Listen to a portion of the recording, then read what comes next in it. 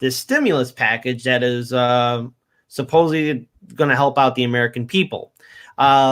Senate Republicans late Sunday failed to force through a $1.8 trillion coronavirus stimulus package that Democratic lawmakers, union leaders, and progressive advocacy groups condemned as a massive bailout for corporate America that would have done little to address the urgent economic and medical needs of ordinary people.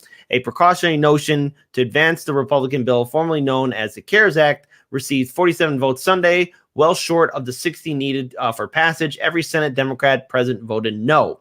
One of the continuous sticking points in the rapidly moving negotiations over the Republican measure was its call for the creation of $500 billion business relief program that would have been controlled by the Trump Treasury Department, headed by former Goldman Sachs banker Steve Mnuchin.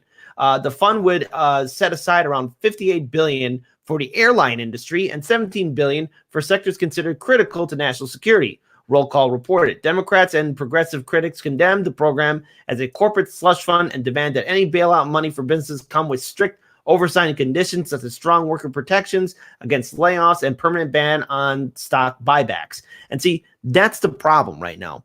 On the one hand, especially going into this weekend, I was somewhat hopeful, and I should have known better.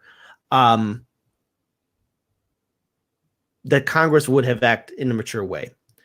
But instead, let's look at what the Senate Republicans are doing and even the establishment Democrats are doing in the Senate and in the House, and that is helping out corporate businesses. And to their extent, the Democrats right now are acknowledging that, yeah, this is going to be a corporate bailout. This stimulus relief package is only going to bring relief to major corporations that pay zero in taxes, major corporations that are allowed to lay off their workers, major corporations that are buying our democracy. These corporations have had enough relief, okay? The people that need relief, the people that need help are the average citizens right now on the street. I'm hearing all these, I'm reading all these posts on social media from the people I'm friends with on Facebook, Instagram, and Twitter. And I'm hearing the exact same thing. Hey, I only have this much of money left in my bank account before I have no money. Hey, my job is shutting down, is laying people off. I'm not going to have a paycheck next week. Hey, how do I pay for my medicine? Hey, how do I pay for my kids' schools? Hey, how do I pay off my student debt? What do I do about my bills? What do I do about X, Y, and Z? I mean, it's going to be the same story nationwide. Everyone's going to have the same story.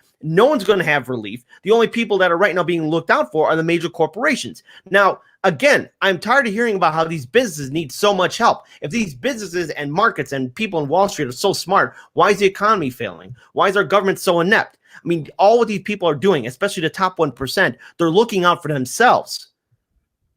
What about us? What about our relief? And so here's where people like Senator Bernie Sanders steps up, where he's demanding a $2,000 monthly cash payments to every person in the United States instead of a means test one-time payments.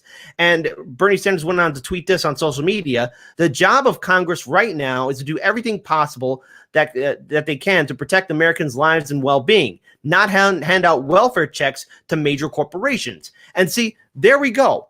This is why he has to be the nominee. This is why he should win this primary. Sadly, it's not going to go that way because the DNC is corrupt as well.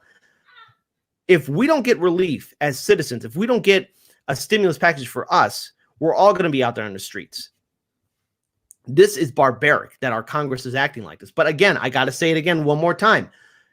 90% of the time, the Democrats and Republicans in the Senate and the House are on the phone talking to their donors. That's all what they're doing. They're talking to their donors. They are friends with each other. They all know the people in Wall Street. They all know the people in the banks. They all know the same people in the corporations. They all work together. They're all friends. So when these major corporations and Wall Street executives are asking for a bailout, well, the Senate and the House, well, they're just going to stand to attention. The Democratic and Republican establishment will stand to attention and give them their stimulus relief package while we're left with crumbs. We don't need crumbs right now. We need relief. We need hope. We need something now, because if something's not addressed, well, people are going to act irrational. And in an irrational environment, people have to make rational decisions on how they're going to provide for their families. I think the last thing any working class family in this country wants to see is their kids starve, their grandparents die because they couldn't get medicine, or a family's unable to make sure that they're still able to stay in their apartments or in their houses. I mean, this is a very real thing.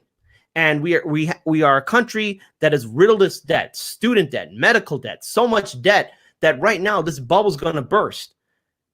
We have to be smart about this. But the thing is, the average citizen is right now trying to survive. We're not getting it from Congress, which is why now more than ever we have to get involved, because we got to vote these people out. We have to get money out of politics because they don't give a damn about us. All right, go ahead, guys. I see this very much as like passing a budget. You know how we end up in these budget fights where everyone knows, well, we have to pass this budget. This is like the has to pass bill. And so it feels like every congressperson, every senator is cramming all kinds of riders and pork and whatnot into the bill. So it's like, yeah, we're totally going to pass the budget. And also I'm going to get this super partisan thing that I want. And all right, well, what partisan thing do you want? Blah, blah, blah. And it ends up mired in this fight. And some people end up being obstructionists and some people try to get stuff out of it. And here comes this, it's like when financial institutions need trillions of dollars, get that passed right away, get them their money, because not only do they need to get their money, but we cannot for 1 second publicize the fact that this is a legislative thing that we're doing, because the more people go, well, how come they're getting so much money? How come we got to bail out these financial institutions? That draws attention to it. But when it's a thing that everybody wants, now you have an opportunity to put stuff in there. People are going to be focused on the bill anyway. Anyone who wants to be obstructionistic about it, you get to shame them because they're getting in the way of a stimulus bill. It's just politics at this point.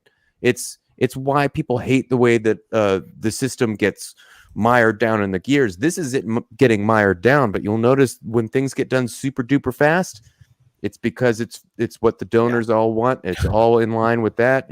And they don't want That's gross. Too much scrutiny on it. They want to get that done. Oh, you want military spending? Get that done.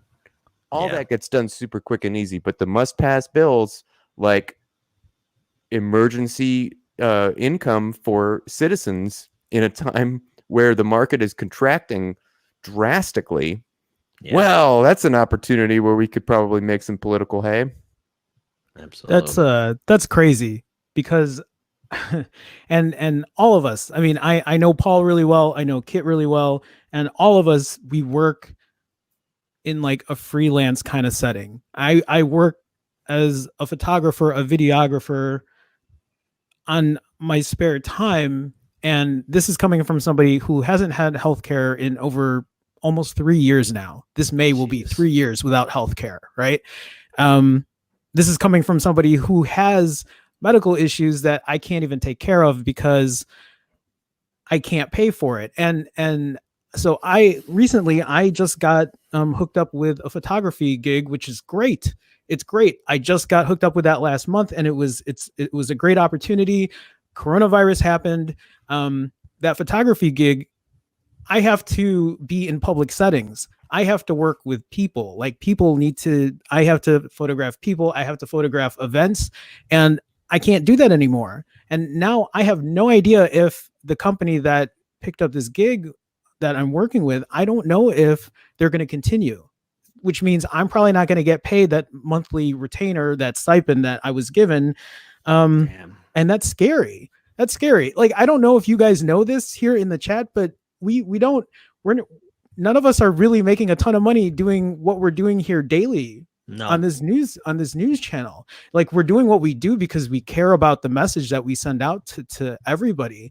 So it's a scary time that I'm like, all of us, we're stuck. So for someone like me, yeah, I can stream and I can do that, but I don't know. I don't mean to go off on a rant here, but a lot of people think it's like, oh, you're a YouTuber, you make a ton of money. That is the farthest from the truth. No. Please do not get that mixed up, because that is not. And it's, again, this is why, like, Kit and Paul and Daniel, they always say they're so support. I mean, I say too, we're very supportive of you guys for the help that you give us, because it helps us continue what we're doing. Again, it's a scary time to be in. I'm lucky enough that I have a place to stay while I'm trying to do what I'm doing. I mean, this is the thing. This is me trying to be a creative, and I don't know if I can continue doing this. And it's weird because I'm just like, oh, I have to get that corporate job again and kind of fall in line. And I feel like there's a lot of us that have opportunities that we're not given because of the system we're in. Yeah, So it's neoliberalism, which is why we need a relief, which is why we need to do something. Because at this point, I mean, this virus, it's not going to go away anytime soon. I mean, there's no cure right now in the foreseeable future, and it's very contagious. And it's acting like, and right now it's behaving like no other virus before. And which is why Congress needs to react with a huge relief bill, because the thing is, let's say things curve out. Well, people are still contagious. It could rise up again, and then we're back in the same spot all over again. So, you know, sort of as a big middle finger to the establishment. I mean, right now, why pay our bills? Why pay off our debt? I mean, the system is not working. The system has failed us. We don't owe this system anything. None of you owe this system anything because none of you did anything wrong. None of us did anything wrong. This is a chance for us to really step back, reflect, and see how we can actually bring in a better future. Because our current leadership, the current system, the markets, it's not working. And once again, Congress is sitting on their hands, trying to make a bill to bring relief to the working class families. But all what they're really trying to do is kind of make sure that there's relief for the establishment and the big businesses while we're still left holding the bag. It's not right. How do you think we got Trump in the first place? That's all I got to say.